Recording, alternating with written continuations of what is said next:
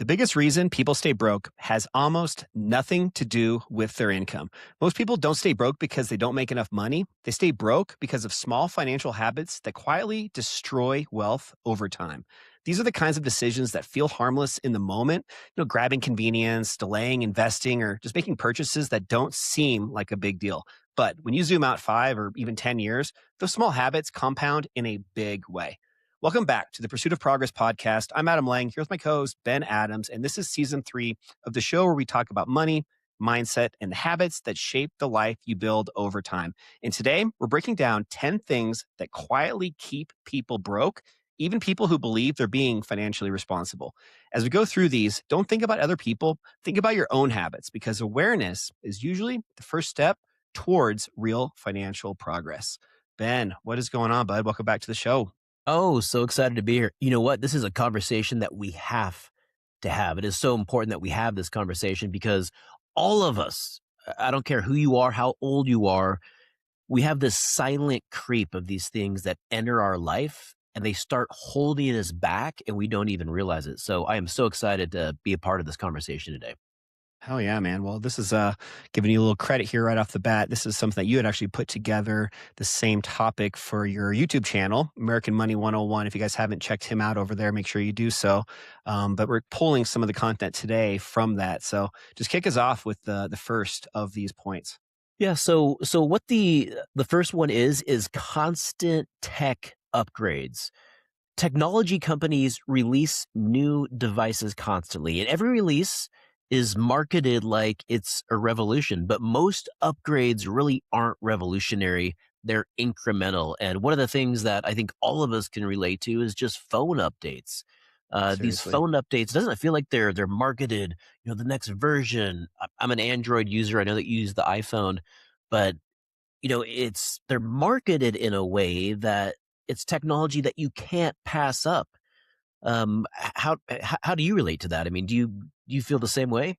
Yeah, definitely. I think it's actually one of my favorite kind of marketing and sales product development stories with Apple is how, oftentimes they'll have some of the updates and upgrades and new tech available, Hmm. but instead of releasing it all at once, they'll release it over 3 or 4 versions of the phone Yeah. over the course of 12 or 18 months, just so they have the opportunity to resell people.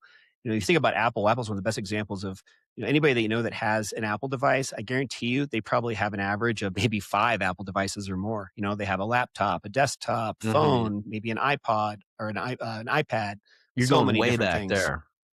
Oh, iPod, baby, that big one.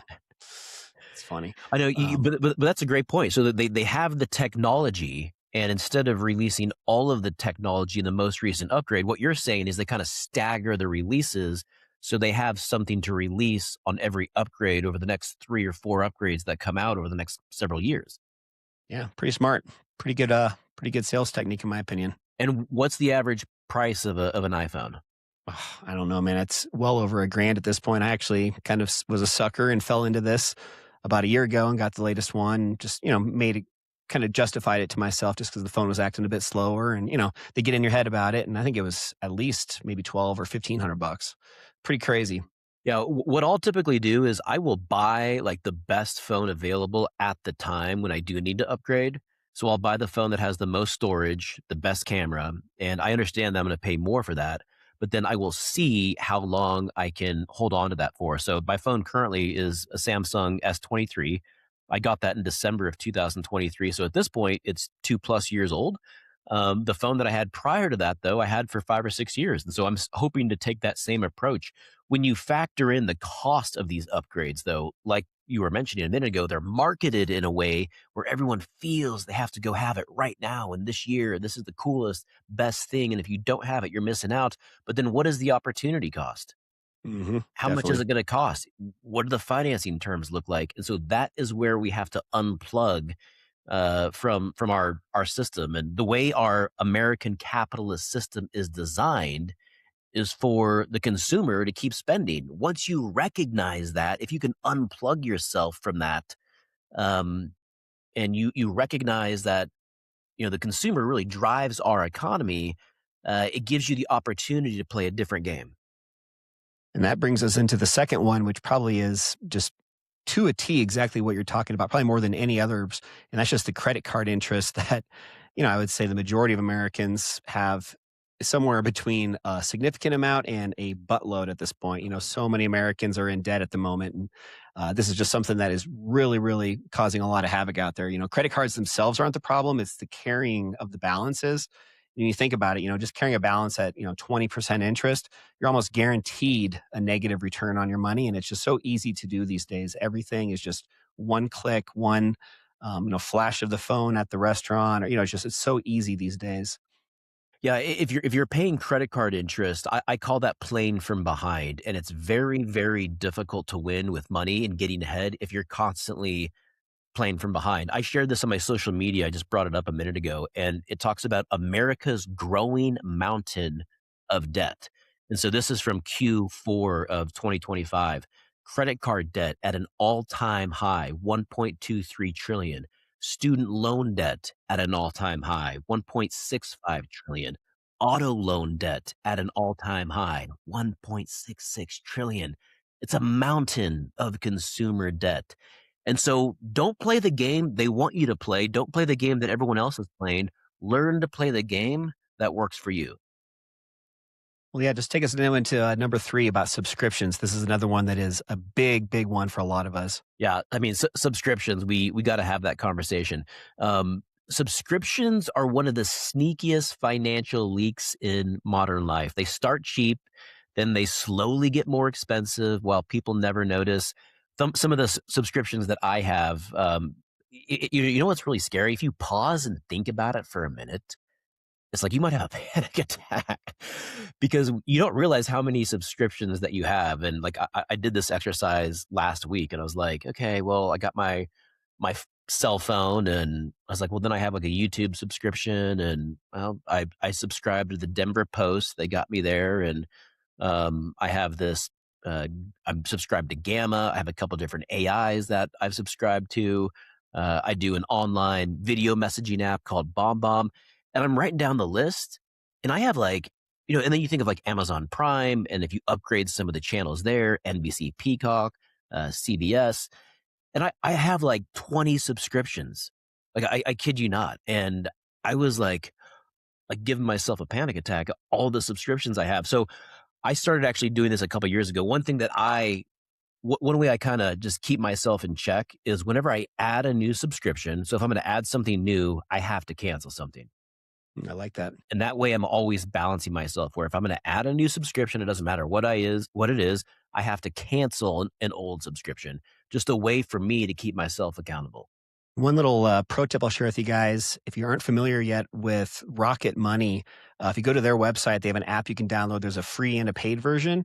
We actually shared this on our Denver Homebuyer webinar a couple weeks ago with a lot of the attendees that joined just to learn all about just how to prepare for buying a home in 2026. So little plug there. If you guys want to hop on to the next one, just go to denverwebinar.com. But on this Rocket Money app, what you can do is connect all of your different bank accounts, your credit cards, all that stuff, and it'll automatically show you every single recurring payment that you have. And for the paid version, you can actually have them go and cancel them for you. If you're in a contract, they'll even negotiate to get out of them early. They really provide a lot of services for this kind of stuff. So if this is something that just feels a little bit overwhelming to you guys, this could be a great solution to still make sure you're not falling into this trap that so many others are. Just a final thought here on the subscriptions. Something else that I recently started doing is I use one credit card now for my subscriptions. It's kind of like my subscription credit card.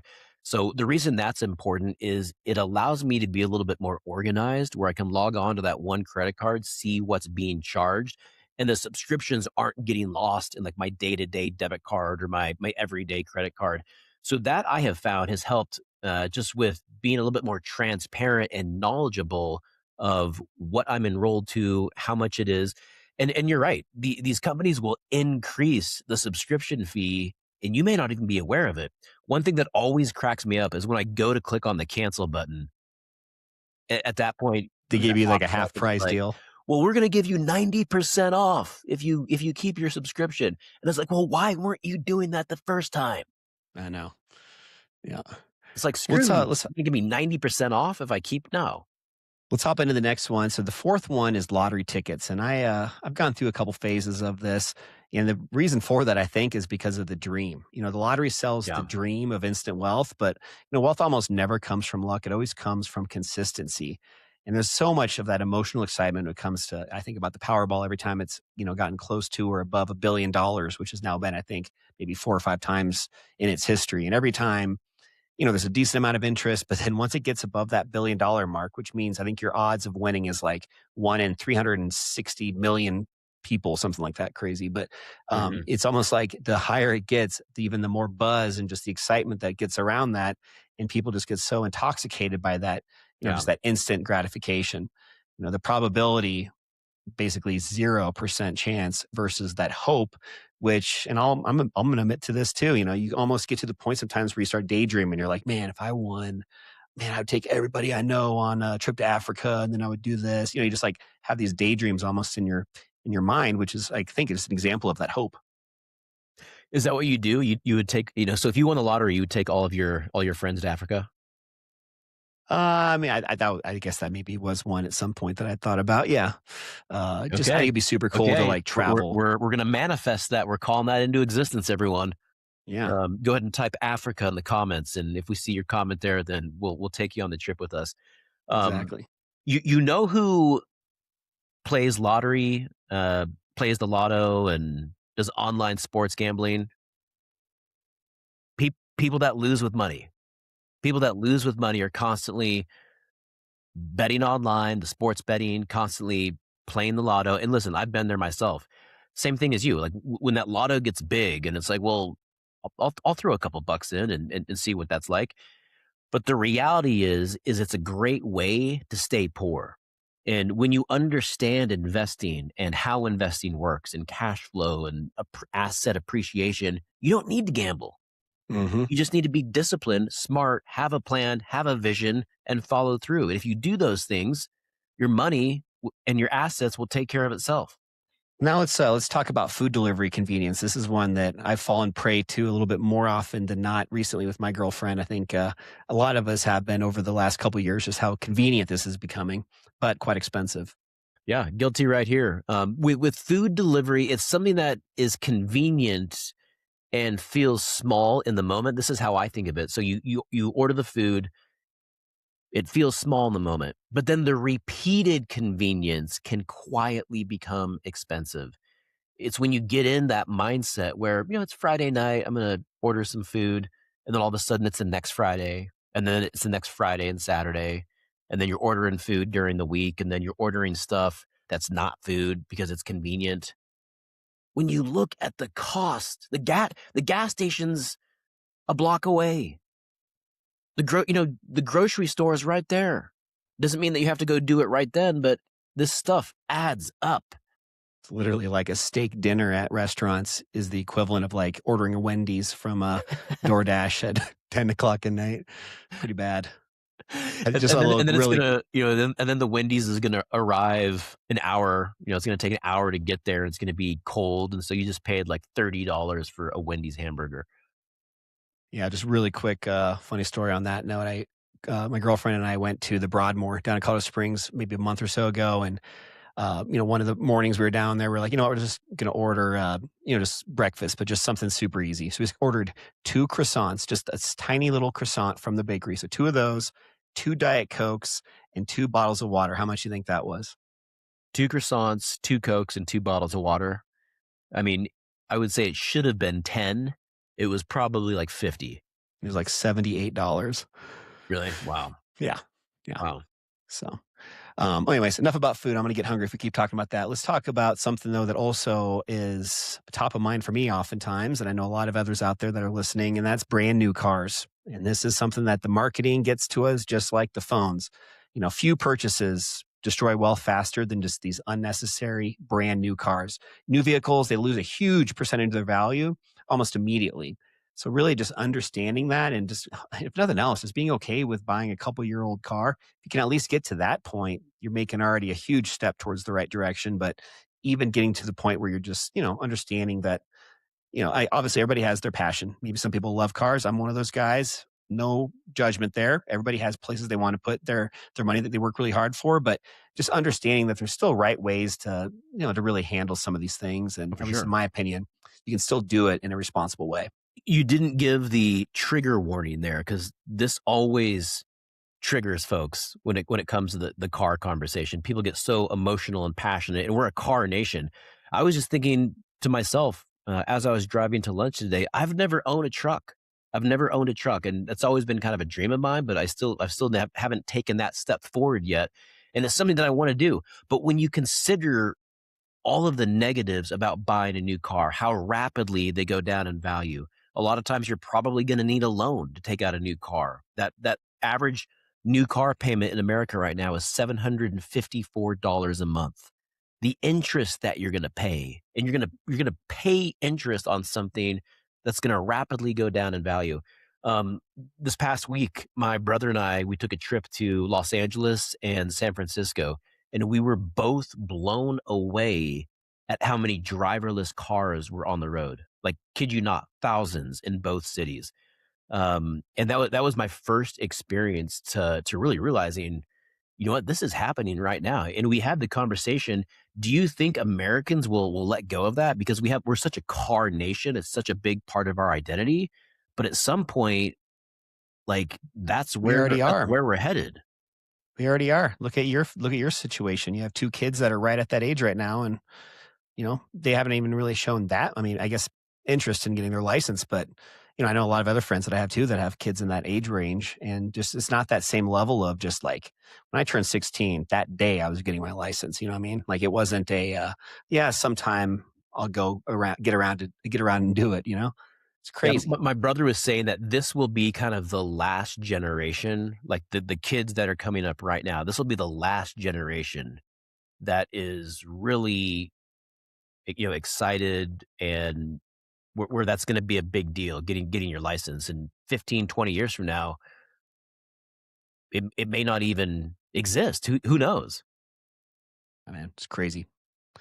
Well, let's talk a little bit about extended warranties because this is kind of falls in line right after you buy the car. You get sold this right afterwards. Oh man, extended warranties. I think of extended warranties, there are so many different things. I've made so many purchases over this last year. Washer, dryer, new oven, cars, as you mentioned. Extended, and here's the thing with extended warranties. Extended warranties are aggressively sold because they're extremely profitable. And statistically, the seller usually wins. And so if you buy an extended warranty, um, you're just more than likely not going to win for a couple different reasons. And my mom's fiance, this is 4 or 5 years ago, he bought a brand new car and bought the extended warranty that was on top of the manufacturer's warranty. The engine died, and it still wasn't covered by any of that. He paid like 5 grand for the extended warranty. Wow, that sucks. I Have feel you bad for personally that. had any experiences with, No, with warranties or? I honestly am the other. I roll the dice. I guess I don't gamble with the lotto and with Vegas, but I gamble by not ever doing the warranties and just hoping it lasts. So So you don't normally buy like warranties on your phone or car, or I'm trying to think like what else. yeah, Even like a no, lot not of really. a lot of times, just like I think of like purchases at Lowe's or Home Depot, they always offer extended warranties for like a year. Hmm. You don't typically do that. Never. No. Yeah, yeah. I'm the same way. Also, like if you book a property in Airbnb, the insurance or the trip cancellation coverage that would fall into this category. Kind of like the airline coverage. I don't do any of that. At all. I'm the same way. Let's just jump into the next one, guys. We've only got a couple left here. This one is about obsessing over interest rates instead of cash flow. Obviously, interest rates matter, but cash flow matters more. And you can still have certain situations where you have a low interest rate and still feel financially stretched if the payment is too high. So just really understanding that, there's good debt and bad debt. That might be an easier way to describe this. Because cash flow really does start to create options for you, and those options eventually can create freedom. Passive real estate investing is an example. That's a buzzword. And for a long period of time, it was a very, strong investment, even here locally in Denver, Colorado. Become a lot more challenging in a lot of the different, niches of real estate investing here. But, this is a great example where cash flow, even if you're even if you got a $1 million fourplex and it's only cash flowing $100 a month total, that could still be a good investment because you're still also benefiting from other types of appreciation outside of just that monthly cash flow. Depreciation on the property, any Mhm. type of tax write offs. There's other ways to still benefit. However, the interest rates on things like credit cards, those are obviously, things that you want to avoid and, just keep at a bare minimum if possible. What do you think on this point, Ben? Yeah, I think as Americans, we get so over obsessed with interest rate. We're always focused on interest rates, but we don't understand what cash flow is. We don't understand what that means for monthly payment. In the mortgage world, what I do with my day job, it's why I typically and I rarely recommend the 15-year fix. Is the interest rate going to be lower on a 15-year fixed? Yeah, it's always going to be lower, but that doesn't mean it's the appropriate product because you lose so much payment flexibility. And this is the thing that no one talks about. Even if you're on the 30-year fix and you're comparing that to a 15-year fix, you still have the ability to control the amount of interest you pay if you would decide to make additional principal payments. And so you can still pay it off in 15 years. You can still reduce the interest rate. The note rate is always going to say one thing. So maybe the note rate says 6.5 on the 30-year and the 15-year is 6%. But you can turn that 30-year into a 15-year and still pay the 6%, even if the note rate says 6.5. And you do that by making additional principal payments. And the benefit of the 30-year fix is that you have total control over your cash flow and over your monthly payment. The minimum payment is going to be a lot less than what you would see on a 15-year fix. And so this is where I see a lot of people stumble making these types of decisions. Also with auto loans, sometimes auto loans can have an interest rate that's a little bit lower, but the term is always going to be much shorter. And so you could have an auto loan payment that's $500 and the balance is only 10 grand. But, is there a better way to structure that cash flow? That's the question that we want to be asking. Definitely. And a lot of times with things like car loans, you're also paying a large down payment up front, and sometimes that's about the same amount, whether it be a 3 or a 5 or a 7-year loan. It's that part's kind of a lost sunk cost regardless. So, Yeah. I think this next point though is probably one of my favorites. So I'm excited for you to talk about this one about buying things for your future self. Yeah, point number 9 here, buying things for your future self. And this one's probably not as popular as the first 8 that we've chatted about, but people often buy things for the person that they hope to become. But buying the gear doesn't create the habit. And so part of me, like, I want to be very careful on this because I do believe that you want to envision who you are 5, 10, 15, 20 years in advance. How does that person act? How do they behave? What kind of friends do they hang out with? What types of business conversations are they having? What type of relationships do they have with their family and friends? I think that is very healthy. But then I've seen people take the step where, I'm going to go buy all this gym stuff for when I lose the weight, for when I get in shape. I'm going to go buy that stuff now so I have like motivation. And in my opinion, it's like, no, you go do the work now. You develop the habits now. I love the idea of rewarding yourself with something fun or a new outfit, but go do the work and develop the habits, go lose the weight, and then make that the reward. You don't need to go buy stuff for your future self today. Let your future self walk into those circumstances and make those decisions in a responsible way. Definitely. Very well said. I think this is a slippery slope because you can really take this in two different directions and they both can be correct and right. I think, manifesting and just, becoming who you want, acting as the person that you want to become. There's certain, characteristics, traits, Yeah. things that you've been talking about that I think are really important to have regardless. But there's I think a point that it becomes maybe a little bit irresponsible. And I fell exactly into that trap with my last house where I, put in a full gym in one of my guest bedrooms. And I bet I used that gym 10 times total. Was not worth it. And just kind of for that exact reason. So it does not create the habits. I still prefer to work out at a different place at Armbrust Pro Gym. You guys should check it out if you haven't been there before. Yep. Get the plug Uh, in. yep. Now, But yeah, here's a question on that though, because there was a photo of you kind of going around when you were, focusing on some of the bodybuilding stuff. Is that something that you're going to share today? not sharing that one today or tomorrow, or maybe not even next week. So That one's might be in the vault forever. But you Future guys, everybody self. listening, you guys don't need to worry about that. Future self. Yeah. Well, let's close this one out with the 10th one. And this one is also something that's near and dear to my heart because my dad's been dealing with it recently. So it's top of mind. And that's timeshares. And man, if you guys have any experience with timeshares, my guess is probably it's more negative than positive. And it's just something that is so antiquated. Timeshares are one of the most aggressively sold financial products in the entire world. And so many people that only later on realize and discover that they're extremely difficult to exit. In fact, the only way for my dad and mom to get out of the one that they have, my dad was saying, is basically death. It's literally to the point of just very, very difficult to get out of. So timeshares are just a big no-no and something that, might sound great in the moment, but you got to think about, are you going to need this? Are you going to want this 10 years from now, 20 years from now?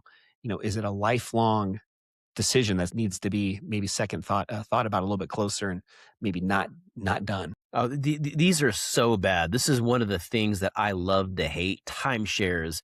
If people call these an investment, they are not. They're one of the worst possible things that you can do for yourself financially. I don't feel like our generation, millennials and Gen Z, struggle with this as much as, maybe like Gen X and baby boomers. I feel like it's more like a Gen X baby boomer type thing because I don't feel like our generation is as bad with this. But would you prepay your next 50 vacations? No. But when you buy a timeshare, that's what you're doing.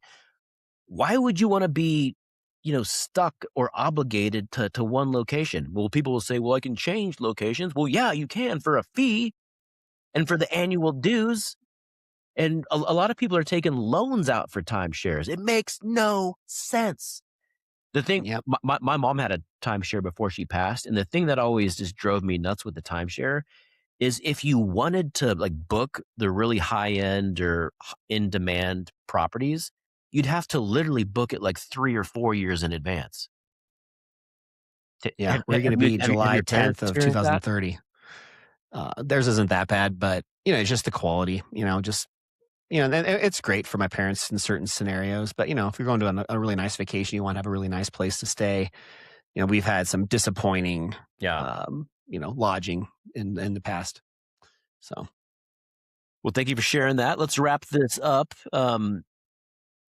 Just wanted to thank everyone for listening to our 10 points today. And just a reminder that wealth usually isn't destroyed by one mistake. Any of these mistakes, and especially if they're compounded and used together, that's where you can really lose.